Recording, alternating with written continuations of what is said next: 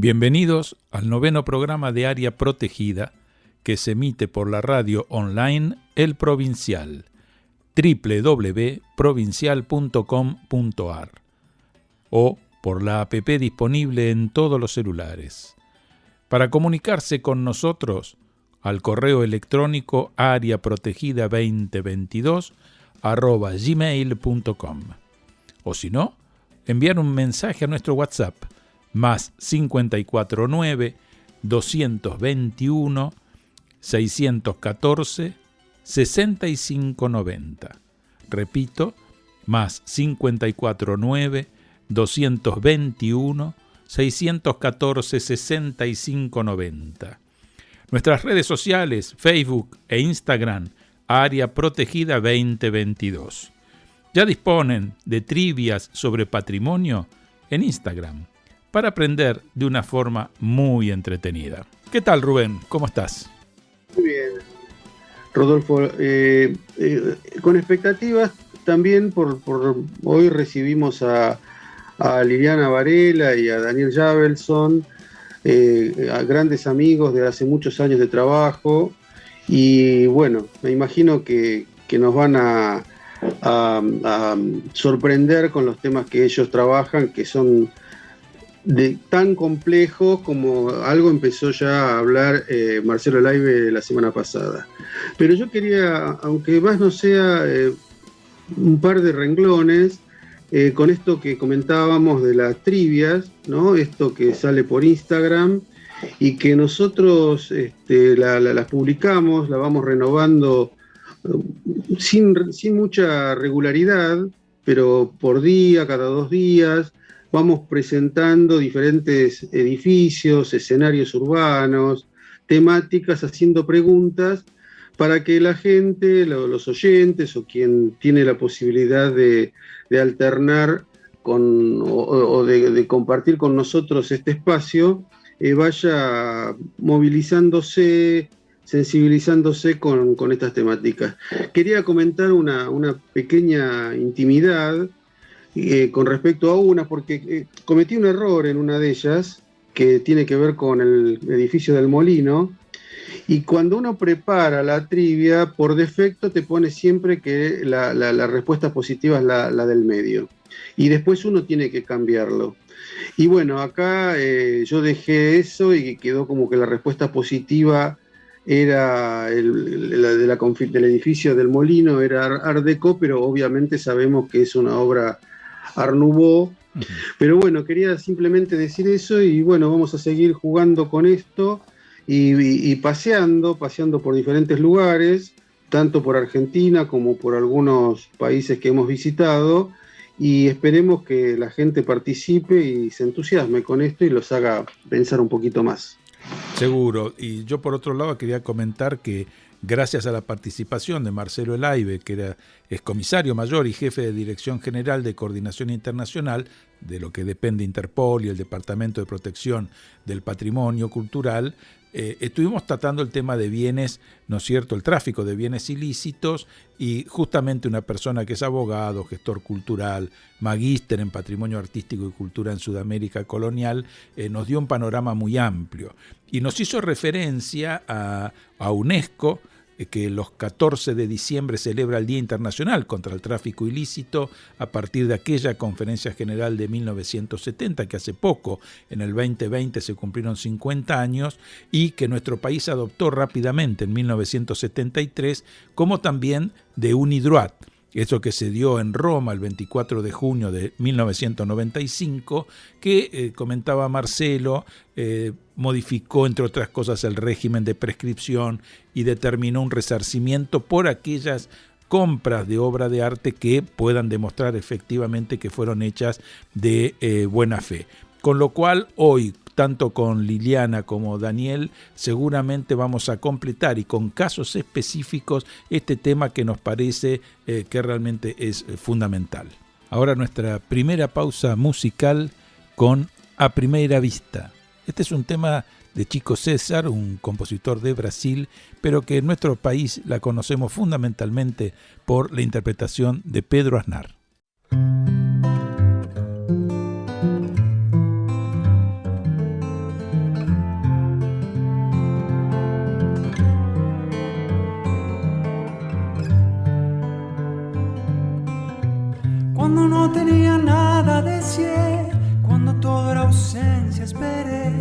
Cuando tuve frío temblé, cuando tuve coraje llamé.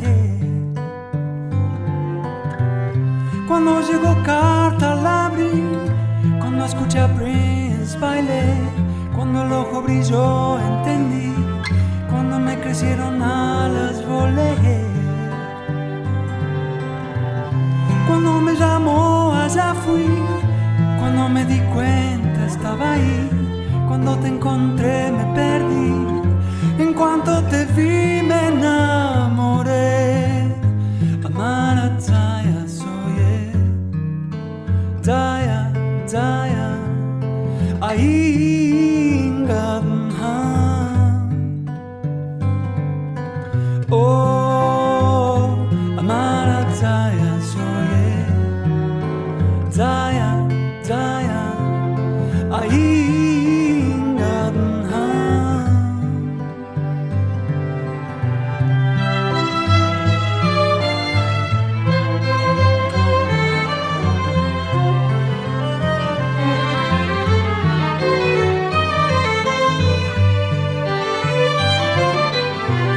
cuando llegó carta la abrí, cuando ya salí keita bailé, cuando el ojo brilló entendí, cuando me crecieron alas volé.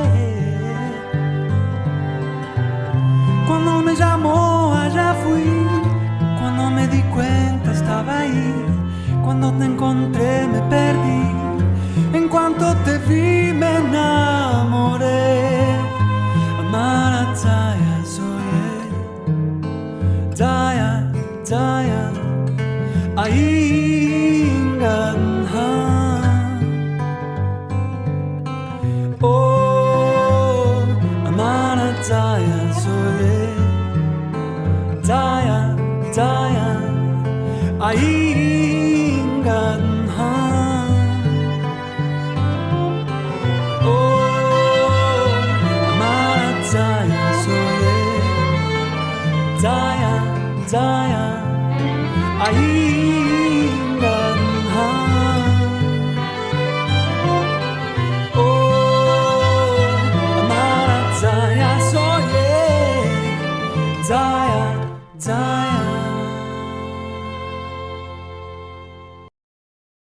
En este segundo bloque damos la bienvenida a Liliana Graciela Varela, que es profesora y licenciada en Historia, docente del Joaquín B. González y hasta hace muy poco directora general de Cultura del Senado de la Nación.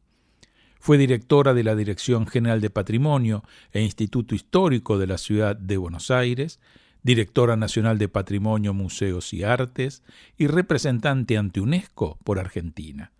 Coordinó la presentación del tango Patrimonio Inmaterial de la Humanidad, que se aprobó en el 2010, la presentación del Filete Porteño, que fue aprobada en el 2015, y el chamamé, que se aprobó en el 2020. Directora por delegación del Ministro de Cultura de la Comisión de Bares Notables de la Ciudad de Buenos Aires, secretaria de Investigación Históricas de la Comisión para la Preservación del Patrimonio Histórico-Cultural de la Ciudad de Buenos Aires y miembro de la Comisión Permanente de Nomenclatura Urbana de la Legislatura porteña.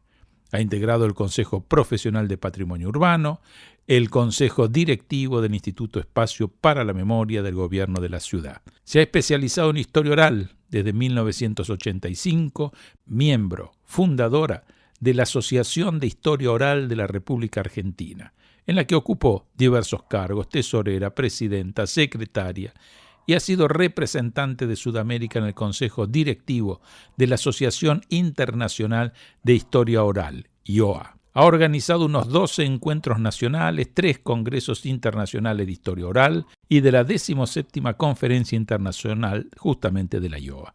Directora del Departamento de Historia del Instituto Superior del Profesorado, Joaquín B. González, y autora de numerosas publicaciones y directora de la revista Voces Recobradas, desde 1997 hasta el 2015. Muy bienvenida, Liliana, muchísimas gracias por participar con nosotros en Área Protegida.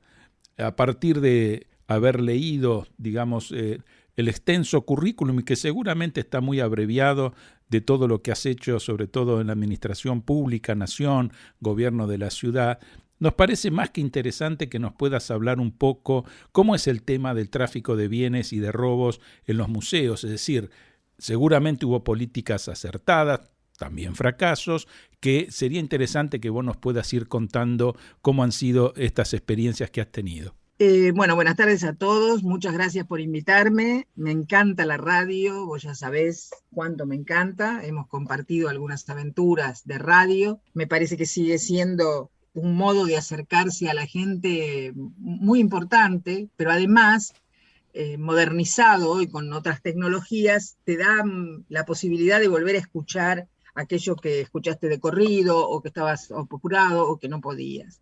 Con respecto al tema de la seguridad en los museos, el tráfico de bienes y toda la problemática que hemos tenido, que hemos visto trabajando en museos o en direcciones dentro de las que estaban los museos desde mucho tiempo, ¿no? Hace mucho tiempo que estamos en esta temática. Y siempre nos preocuparon los museos de muchas maneras, ¿no? Primero, mi principal, por el edificio mismo. No tenemos museos que hayan sido construidos para museos, salvo el Malva, y después podemos decir, no sé, el de Amalita Fortabat, es decir, museos que se construyen para museos, con todas las tecnologías, prevenciones que debe ya tener el edificio de por sí, no los teníamos. Entonces lo que hubo que hacer siempre es adecuar esos edificios, que a lo mejor eran edificios de significación histórica per se, ¿no? Como hablábamos del Museo Sarmiento, es decir, la importancia del edificio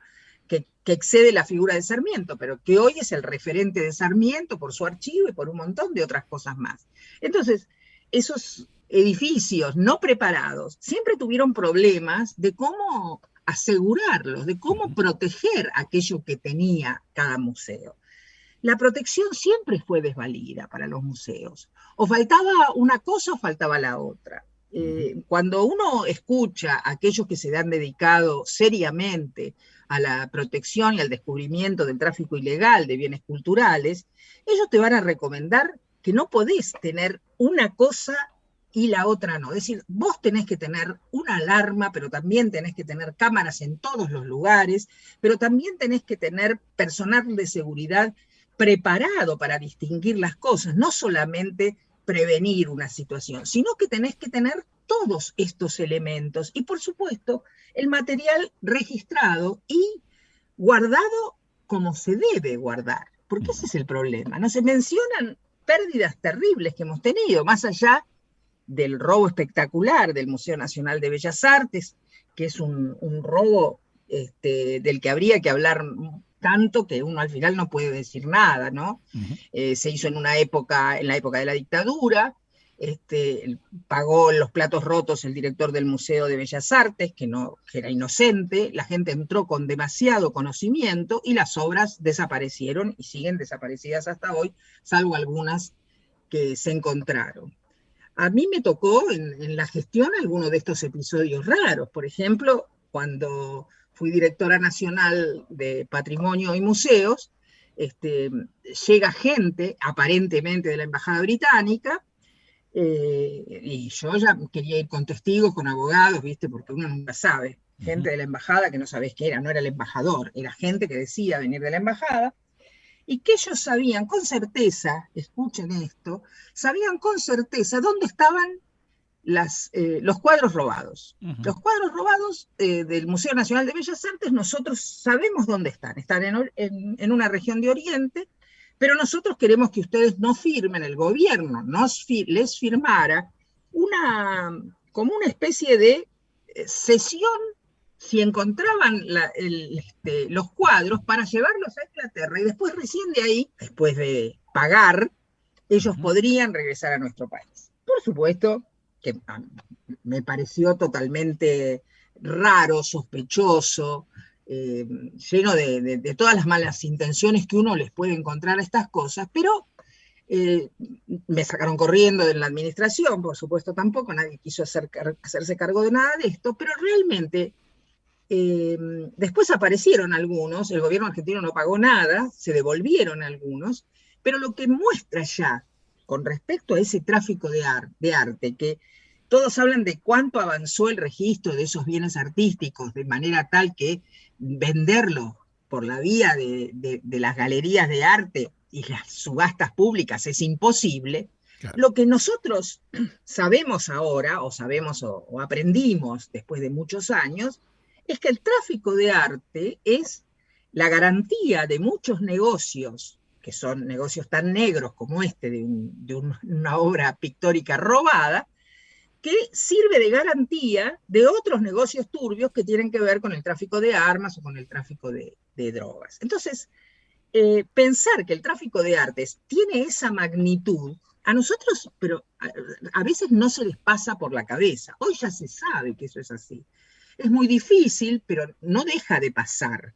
Y nosotros estamos en una situación histórica que viene de muchos años, que es que los museos no están totalmente protegidos como debieran estar. Son muchos los museos, a lo mejor hay demasiados museos, no digo en la ciudad ni en la nación, pero en general. Viste que hay demasiados museos. No, te quería comentar que en el programa pasado, cuando estuvo Marcelo Laibe, nos dio una cifra, ¿no? Porque uno dice sí, mucha plata, y precisamente está después del tema de armas y de las drogas, que realmente con Rubén nos quedamos muy impactados, porque está entre 4 a 6 mil millones de dólares por año. Es decir, él decía, lo comparaba al PBI de un país chico. Es decir, es decir, son montos realmente increíbles. Sí, bueno, sí. Lo que ocurre con esto es que hoy se sabe inclusive de negocios de Italia, en donde la obra no ha salido de la península y sigue sirviendo de garantía, obra robada, que saben que está robada, pero sigue perdida dentro de la misma península y sigue bancando estos negocios que son negocios negros. Pero bueno, sin pensar solamente en esos grandes robos que tuvimos, como el del Museo Nacional de Bellas Artes, tuvimos otros robos más pequeños, faltantes, que nos remiten al tema del coleccionismo, ¿no es cierto? Entonces, ¿por qué quiero decir del coleccionista? Porque el coleccionista siempre ha sido, hemos tratado de perseguirlo, ¿no es cierto?, desde nuestra convicción de que el Estado debe ser el dueño de todo. Acá cuando se empezó a tratar de legislar sobre las obras de arte que tenían particulares, uno tiene que pensar que todas las obras de arte que nosotros tenemos eran de particulares, muy pocas se compraron, ¿no es cierto? O sea que en realidad la mayoría de lo que tenemos son donaciones. Sin embargo, los coleccionistas fueron personas señaladas como aquellos que se quedaban con algo que no les correspondía. Me refiero más a los coleccionistas de bienes arqueológicos o de bienes coloniales, que realmente uno pensaba o estaban en la iglesia o tenían que estar en el yacimiento, pero el señor los tenía, y a lo mejor lo había comprado de buena fe o no se sabía cómo. Pero yo creo, y después me gustaría que Daniel también opinara sobre este tema, que cuando se empiezan a hacer las primeras persecuciones a coleccionistas, de las que yo participé también, quiero decir, lo hacíamos con una vieja ley de yacimientos que no servía. Pero cuando se empezó a hacer con las leyes de yacimientos arqueológicos, lo que pasó en el medio, me parece a mí, fue que no llegamos a tener un diálogo. Yo no sé si soy optimista, incluso retroactivamente optimista, con los coleccionistas, porque lo que pasaba era, venía el Estado, de hecho lo hicimos en una cuasi redada a un coleccionista, le sacamos todas las piezas que tenía y que después fueron a un depósito, y entonces el coleccionista todavía está en un juicio con el Estado porque dice que le sacaron mal las piezas y que encima no las cuidaron. Y ese es el otro problema del Estado, ¿no? El Estado y la desidia para los bienes. O sea, entonces me pareció en ese momento, y no pudimos hacerlo, incluso yo recuerdo que Daniel también tenía otro proyecto de ley de arqueología, que teníamos que conversar con esta gente para convencerlos de que era mejor estar en blanco que estar en negro, digo yo. Porque el problema es ese. Si por ejemplo, García Uriburu, que tenía esa colección increíble, si nosotros llegábamos a un acuerdo con él para que pudiéramos mostrar esa colección, ¿qué otra cosa queríamos nosotros? ¿No es cierto? Es decir, ¿qué es lo que quiere finalmente el Estado? ¿Quedarse con todo para después no cuidarlo? ¿Quedarse con todos los documentos para que después el archivo se pudra? Entonces, me parece que hubo, con esa concepción del Estado y del coleccionista malo, una mala relación que hoy, a la distancia, lo veo como un error. No pude hacerlo, quiero decirlo, que no es que no lo intenté, sino que en realidad no todos los coleccionistas se avenían al diálogo, ¿no es cierto?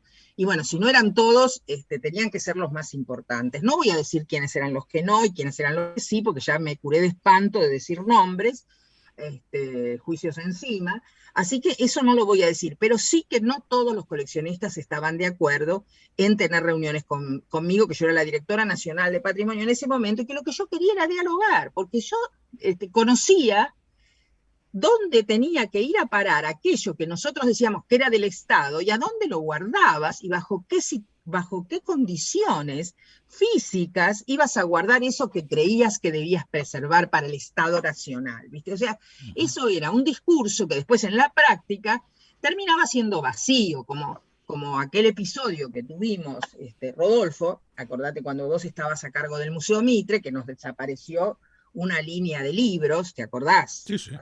Hace unos años, y no podíamos saber quién se había llevado toda esa colección de libros que faltaban.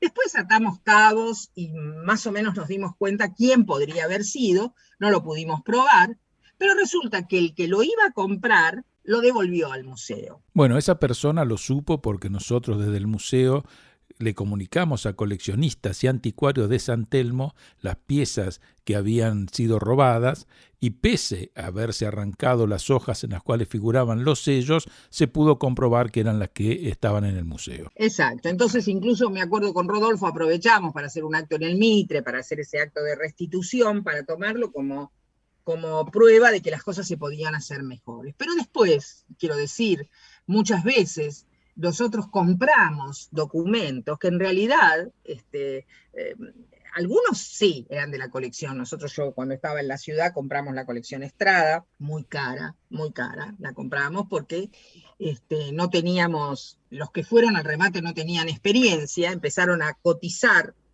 como si fuera, viste, una pelea entre dos lugares del Estado. Eso yo lo pienso y me dan ganas de llorar, ¿no? Peleaba la Biblioteca Nacional y peleaba el gobierno de la ciudad, y finalmente los que ganaron fueron los que vendieron los documentos.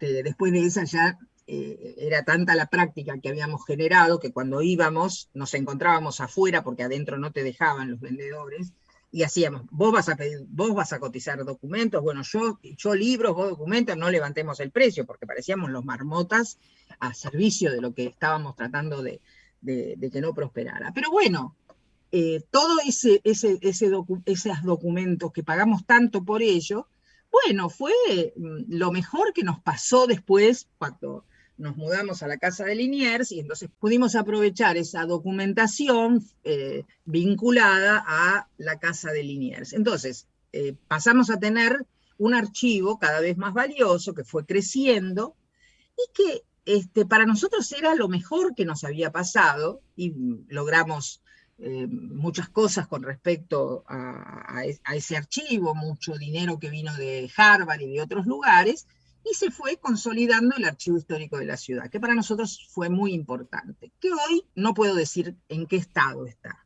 Así que mejor ni hablo en qué estado está, porque entonces empiezo a llorar, porque pienso en todos los años y todas las cosas que hicimos para poder tener ese archivo, que la gente consultaba y que tuvo que dejar de consultar, igual que la biblioteca, y que hoy, a esta altura de la vida, esa biblioteca de la ciudad de Buenos Aires, que era la antigua biblioteca del Instituto Histórico, y que tenía libros que no se encuentran en otro lado, porque es el producto de varias bibliotecas que se fueron deshaciendo dentro de la municipalidad, hoy está en un primer piso que no lo puede consultar nadie, y hoy han pasado a ser objeto de archivo, esos mismos libros que ya no se encuentran, ¿no es cierto?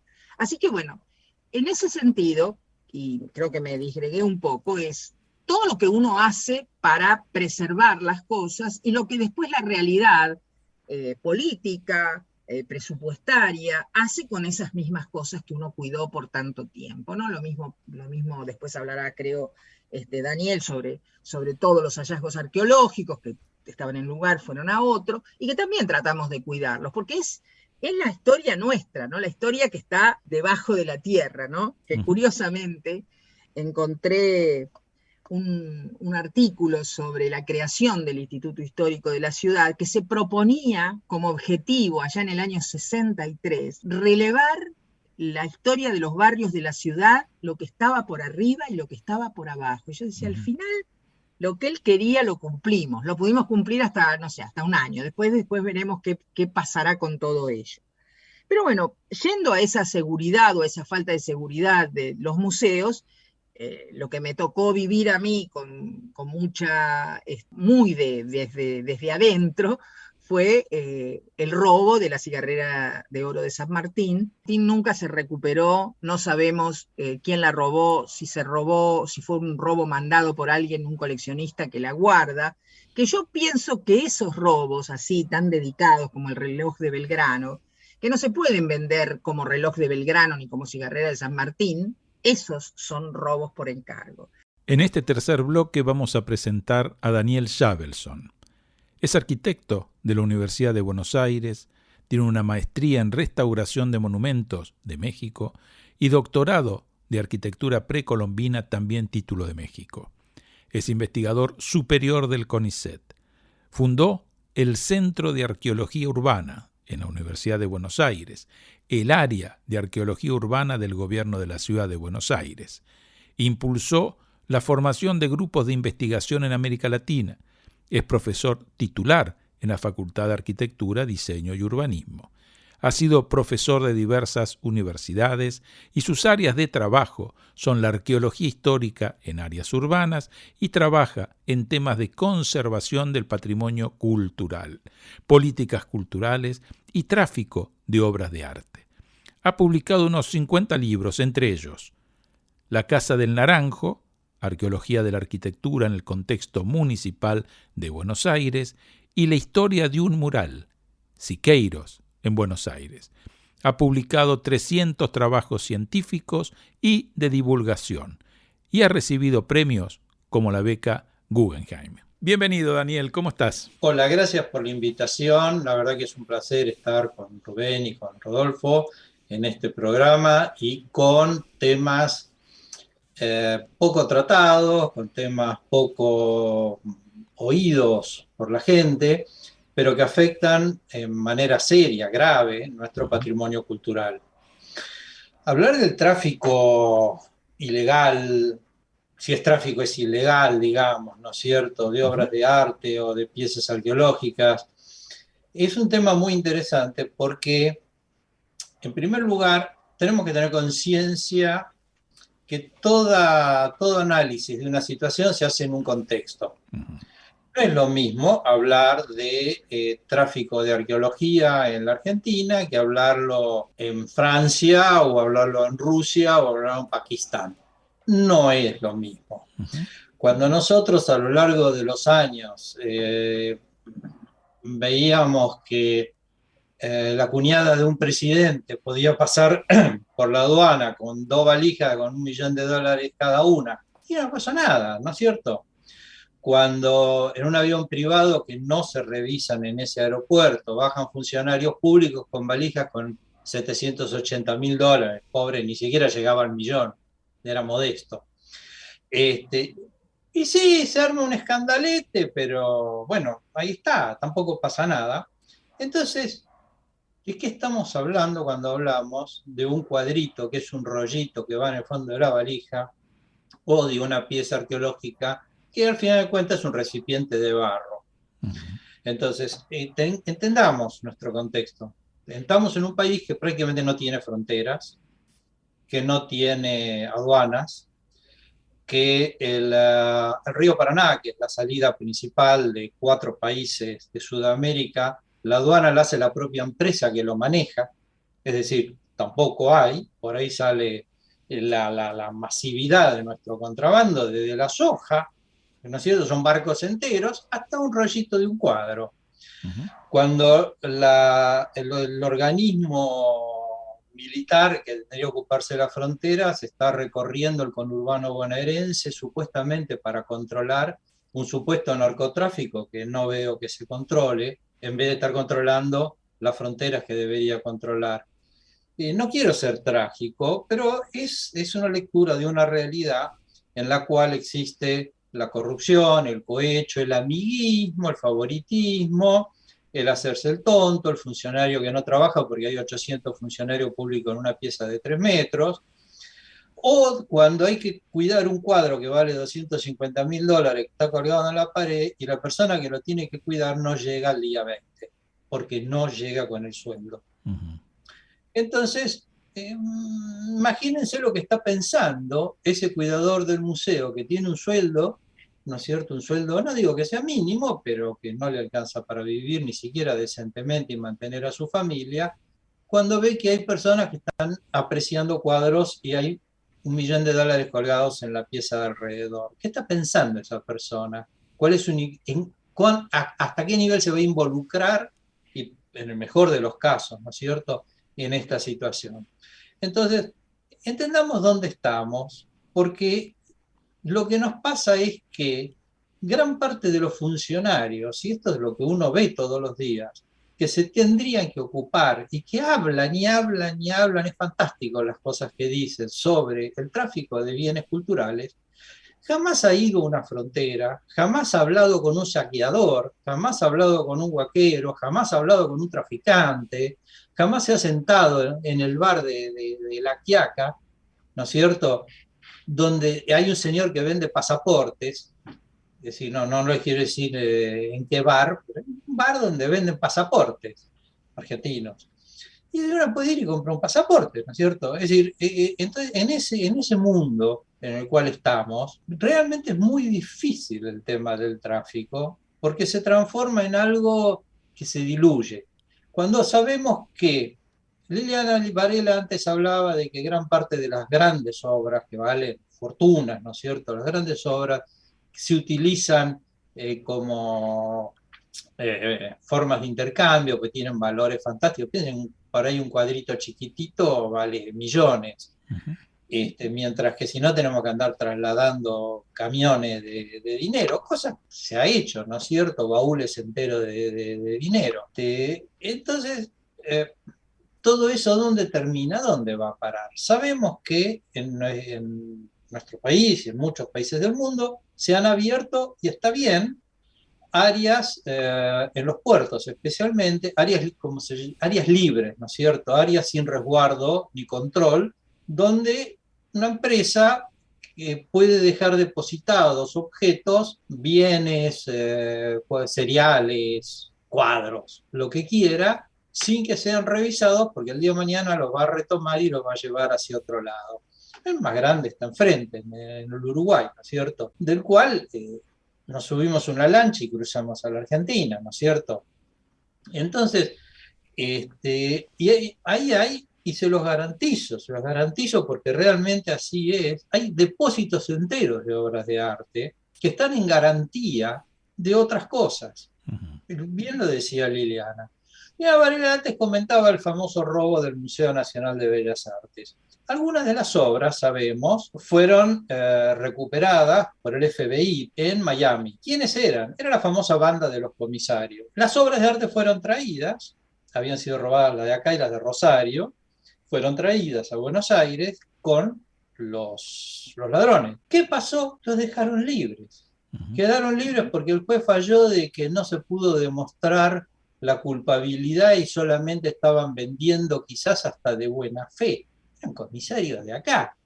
Es decir, entonces el FBI después dice, ¿para qué gastamos dinero en toda esta operación de escucha, traerse un japonés experto que se hizo pasar por comprador, hacer agujeritos en las paredes para poderlo grabar y filmar? Y viene acá y los señores andarán por la calle, supongo, todavía. Entonces, esta es nuestra realidad y ese es nuestro contexto.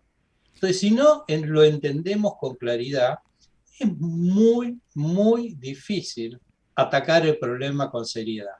Vos escribiste en el 93, Daniel, el expolio del arte en la Argentina, robo y tráfico ilegal de obras de arte. Es decir, en ese momento, digamos, ya llevamos unos cuantos años, ¿cómo fuiste viendo ese proceso? Porque por algo te arrancó esa inquietud de casi de denuncia, creo yo, ¿no? Es decir, muchos de tus libros tienen que ver con la denuncia. Es decir, cuando hablas de patrimonio, hablabas un libro que fue muy impactante como Mejor Olvidar, y en este caso poner el dedo en algo que no se hablaba mucho, que era esto del expolio del arte, en esa época, digo, ¿no? Sí, en el 93. Sí, es cierto, porque, digamos, uno hace las cosas que le salen y le salen de adentro y las hace con la mejor buena voluntad. El problema es que, ¿qué pasa después? Bueno, fue un libro más. Muchos lo leyeron, muchos dijeron qué interesante, qué bárbaro, mirá lo que nos sucede. Como alguien le cuenta a otro, che, ¿sabés que fui a un hospital y no había ni para curitas? Ah, qué terrible, qué bárbaro, ¿viste? Y seguimos, ¿no es cierto? Digo, el país sigue y sigue, ¿no es cierto? Sigue sin haber para curitas, pero sí para el vacunatorio VIP. Es decir, esta es nuestra realidad. ¿Qué pasó de ese momento a hoy? No sé si pasó mucho. Que hubo buenas intenciones, que hubo trabajos muy serios, que hubo gente que se involucró. Es más, se han creado cursos de grado y de posgrado en este tipo de temas. El otro día estuvo hablando Marcelo El Jaibe, ¿no es cierto? Es decir, Interpol se involucró. Pero la cruda realidad es muy dura y duele mucho que de repente, antes se hablaba, Liliana Varela hablaba de los coleccionistas, que haya habido un caso muy sonado, el más sonado, de robo a un museo, y la persona que se supone, que después, por supuesto, el juez terminó dejándolo diciendo que no tenía nada que ver, la persona acusada había registrado legalmente esos bienes 2 años antes de que se produjera el robo. Uh-huh. Con lo cual había un tema político de un gobernador que quiso hacer un museo, que le dijeron esta familia tiene una cantidad de bienes, vamos a hacer el museo, y la familia ya los había vendido. Y ahí entonces la quisieron arreglar, se embarró, y bueno, entró en la política porque iba a ser un funcionario público, entonces empieza la ideología y volvemos a los 70s, donde de los buenos y los malos, y los que tienen plata son los malos, y los que estamos con el Estado somos los buenos, y al final el único que perdió fue el país. Uh-huh. Un desgaste de justicia, de abogado, de despelote, y que no sirvió para nada, porque no aprendimos nada, no aprendimos lo que teníamos que haber aprendido. Miramos lo que hacen otros países al respecto, de tan poco que se sabe de este tema. Yo nunca he leído un solo artículo en la Argentina nos diga concretamente cómo es el tema del tráfico de obras de arte. Concreto. Uh-huh. No que nos den números, cifras, que se preocupen. Concreto. ¿Por dónde salen? ¿Quiénes son los funcionarios? No digo que los denuncien con nombre y apellido. ¿Por qué hay algunas de las personas involucradas en el tráfico trabajando en instituciones del Estado, haciéndose de lo bueno cuando realmente todos sabemos lo que hacen?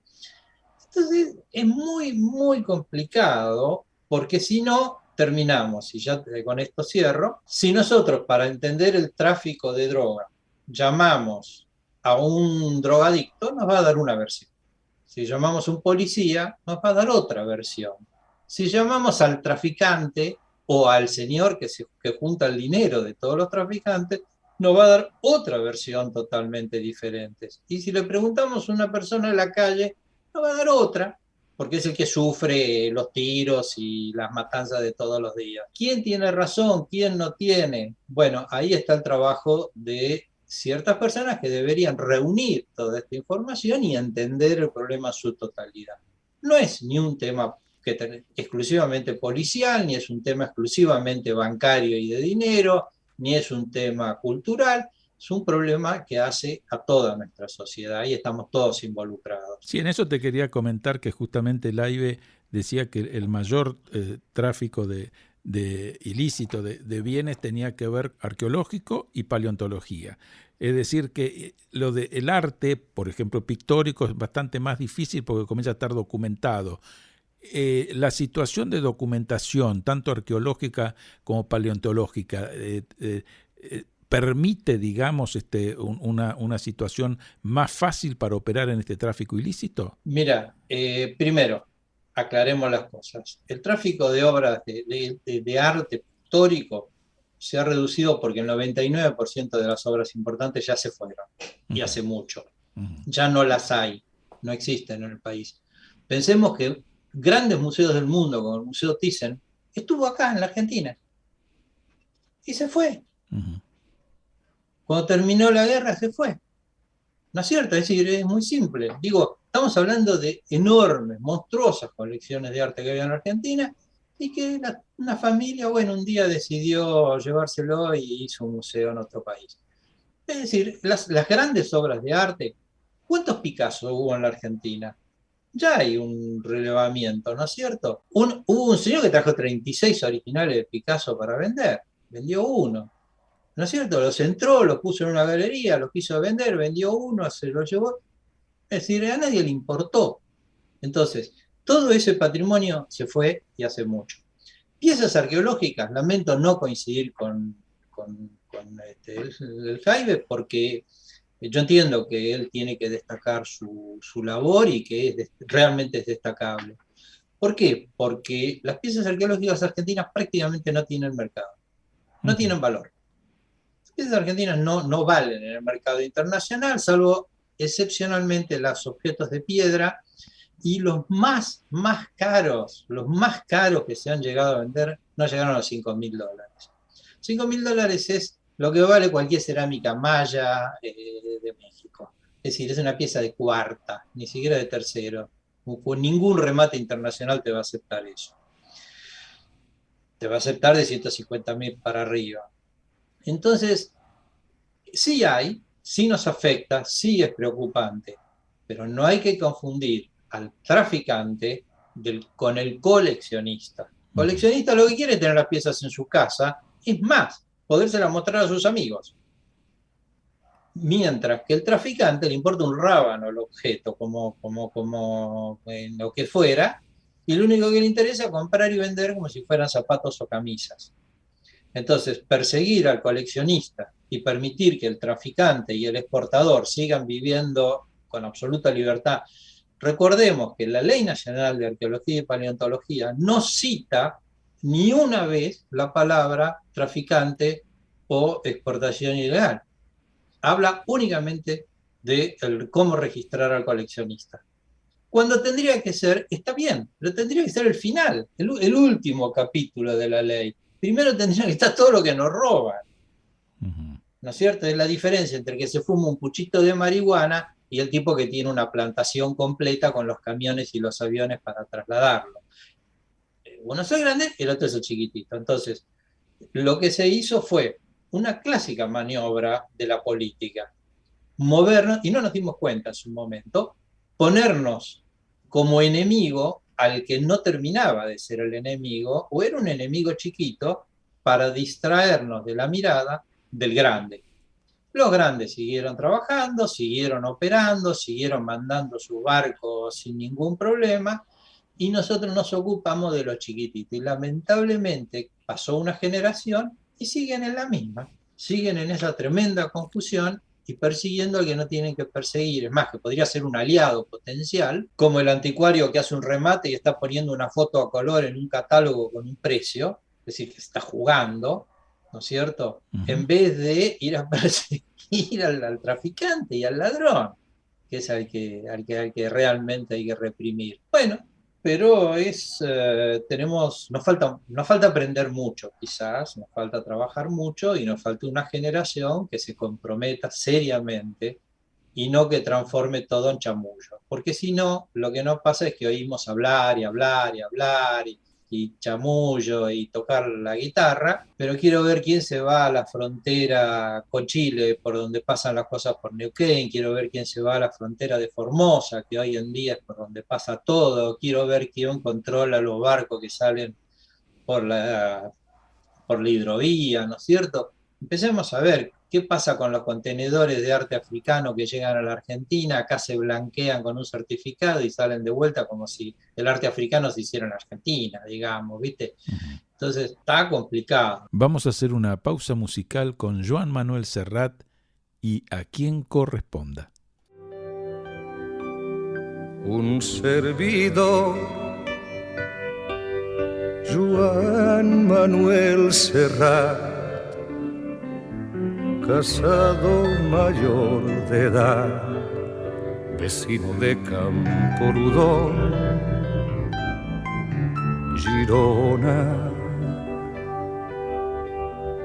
hijo de Ángeles y de Josep, de profesión cantautor, natural de Barcelona, según obra en el registro civil. Hoy lunes 20 de abril de 1981, con las fuerzas de que dispone, atentamente expone 2 puntos: que las manzanas no huelen, que nadie conoce al vecino, que a los viejos se les aparta después de habernos servido bien, que el mar está agonizando, que no hay quien confíe en su hermano, que la tierra cayó en manos de unos locos con carne. El mundo es de peaje y experimental, que todo es desechable y provisional, que no nos salen las cuentas, que las reformas nunca se acaban, que llegamos siempre tarde, donde nunca pasa nada.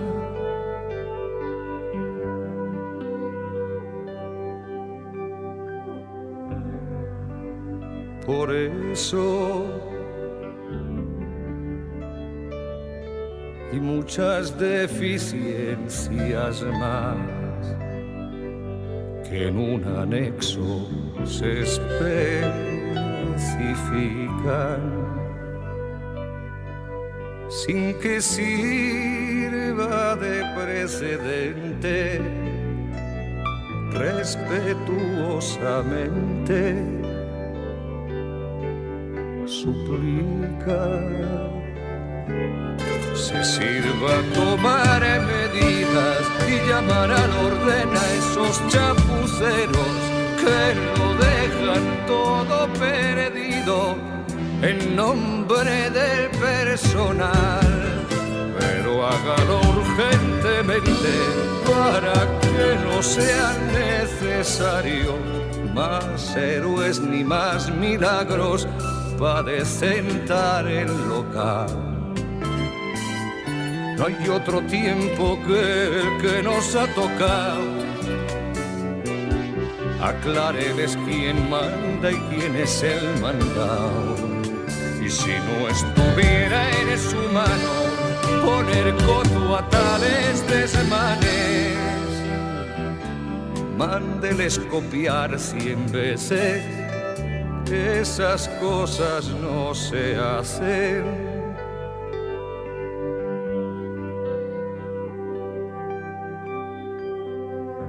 Gracia que espera merecer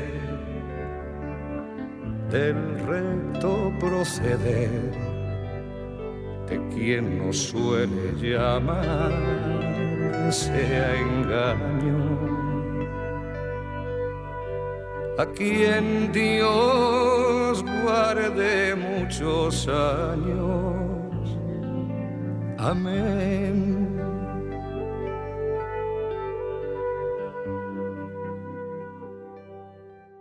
Bueno, ya llegamos al cuarto bloque de este programa y yo estoy tratando de recuperarme después de la descripción de Liliana y de Daniel, donde evidentemente hay un escenario de mucha complejidad y que es, como en algún momento decía Live la semana pasada, es multidisciplinario, porque esto compromete a muchos sectores de la sociedad.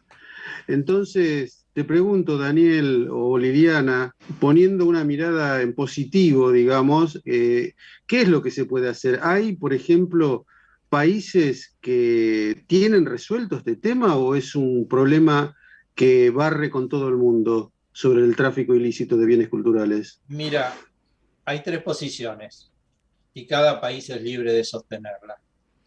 Están los países que han sido tremendamente estrictos, que han conseguido, nadie tiene el 100%, ¿no es cierto? No existe eso, Supuesto, sí. es nada, pero que han logrado políticas incluso de repatriación de bienes culturales. Los países europeos ya desde prácticamente 1880, 1860, están comprando y nos han comprado a los argentinos, anticuarios argentinos, compraban las cosas traídas por inmigrantes de 1820 y las reenviaban a los museos europeos porque recuperaban su patrimonio. O Estados Unidos, que lo que hizo fue, como había dinero, se compró todo, digamos, porque entendían que eso significaba poder, ¿no es cierto?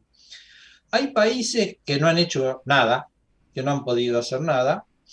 Hay países que han liberalizado todo, como Suiza, como España, como Inglaterra, que dijeron, bueno, todo puede entrar y todo puede salir. Si hacemos las cosas bien, todo el mundo nos va a traer cosas para acá. Si hacemos las cosas mal, se van a ir. Entonces la responsabilidad está en nosotros, no en la represión, el control o la legislación. Es decir, cada uno hace lo que puede y cada uno hizo lo que puede a lo largo del tiempo.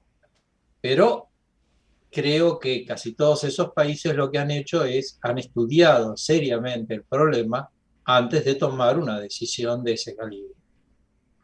Sí, aparte, yo me imagino, porque vos, y tanto Liliana también creo que en algún momento lo comentó, un país con las fronteras que tenemos nosotros, ¿no? Miles de kilómetros de frontera, es muy, muy complejo, muy costoso, y no sé si tenemos estructura para poder atender todos esos límites que son un colador en realidad. Sí, es cierto, pero tenemos que empezar controlando el tráfico de drogas, el tráfico de seres humanos, el secuestro de chicos. Tenemos 1000 problemas muchísimo más graves y más serios antes de ocuparnos de esto. De esto también nos tenemos que ocupar.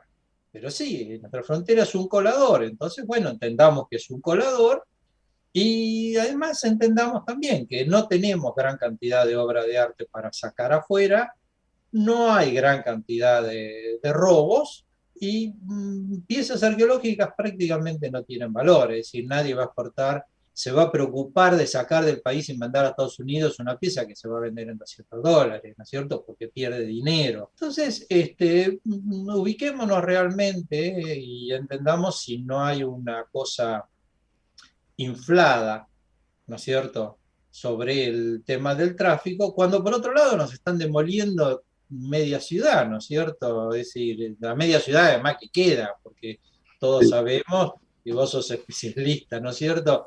Entonces, si se demuelen edificios enteros, ¿de qué estamos hablando? De un objeto, ¿no es cierto?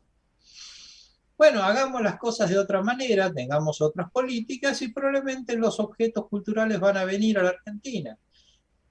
Podrán criticarme de liberal o cosas por el estilo, bueno, no sé, que digan lo que quieran, qué sé yo. Pero entendamos quiénes somos y dónde estamos y qué nos sucede. Liliana. Y mira, lo que yo pienso es, pienso como Sarmiento después que vio el censo, ¿no? Mi política va a ser educar, educar, educar y educar. Porque la verdad que nos falta esto, nos falta educación, pero no cualquier educación. La que proyectó Sarmiento, la proyectó para el siglo XIX, ahora es una del XXI y no la tenemos ni pensada. tengo que felicitarlo a Daniel, porque Daniel hoy cerró el tema de una manera, pero cruda, pero realista. Ahora, estamos en el fondo, pero estamos en el fondo con la posibilidad de darnos cuenta que todavía nos van a quedar varios años difíciles para poder salir afuera, pero si no los aprovechamos, son pocas las posibilidades que tenemos. Y yo pienso que por el lado de la educación, por el lado del conocimiento, de que estas cosas se hablen, y no que se hablen tantas pavadas, porque uno escucha mucho pavaderío, ¿no?, en los medios, que se hable de lo que hay que hablar, ¿no es cierto? A veces no es que los periodistas tienen la culpa, porque a veces van los... O sea que el problema está en hablar de las cosas que están pasando y que deben dejar de pasar. Y creo que Daniel hizo una buena radiografía final de que nosotros nos preocupamos por estas cosas, pero todavía tenemos que preocuparnos por otras macro que son tan importantes, que hacen que nuestras fronteras sean vulnerables y el tráfico sea de todo, desde personas hasta drogas, hasta lo que sea, ¿no? Y siempre buscando al chiquito, que es el problema, ¿no? Como dijo, la diferencia entre traficante y coleccionista es muy, muy interesante para entender hacia dónde vamos, ¿no? Bueno, desde ya con Rubén les queremos agradecer tanto a vos, Liliana, a vos, Daniel, por haber participado, y a nuestros oyentes, como siempre, por acompañarnos aquí en este programa que retomamos el lunes próximo de Área Protegida.